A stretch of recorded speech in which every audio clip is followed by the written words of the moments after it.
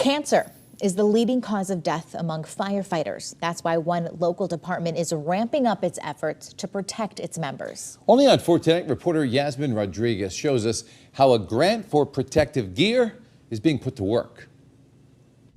Firefighters in general are 13 to 14% higher risk at contracting some sort of cancer than the average Joe Schmo off the street. It's a dirty secret in the fire service.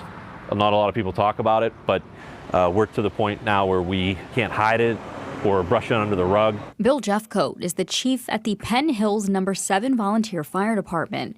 He says in the station's 75-year history, 6 firefighters have been diagnosed with cancer. When we respond to a fire, whether it's a car fire or a house fire, the smoke that you see coming off the car or off the house, that's all incomplete combustion. Those are all cancer-causing carcinogens. Firefighters' gear eventually at some point in time turns into a sponge and holds those carcinogens in and unnecessarily expose us to those carcinogens. Sadly, 2 of those firefighters losing their battle to cancer.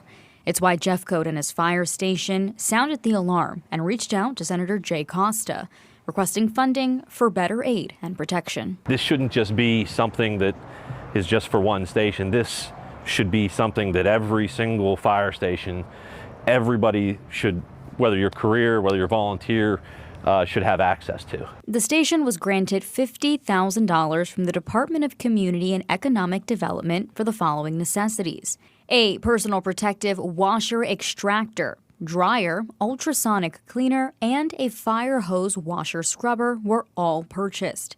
The washer extractor has settings to clean and sanitize gear that's been exposed or contaminated.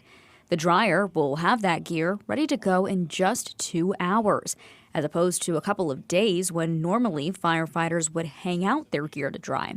The ultrasonic cleaner sanitizes various pieces of equipment like helmets and boots, and the fire hose washer scrubber will provide a deeper clean. Senator Costa tells Pittsburgh's Action News 4 the number of volunteer firefighters are dwindling and says we must do everything we can to protect and ensure a good volunteer base in each community. We have to do everything we can to protect and ensure that we have a good volunteer base in each of our communities along those lines. It's why finding this funding was so important to him. They need to be provided with the most appropriate equipment possible, and that's what I tried to do with local fire departments that I work with. Chief Jeffcoat says one of our most valuable assets are firefighters, and this grant is just one way they can be taken care of.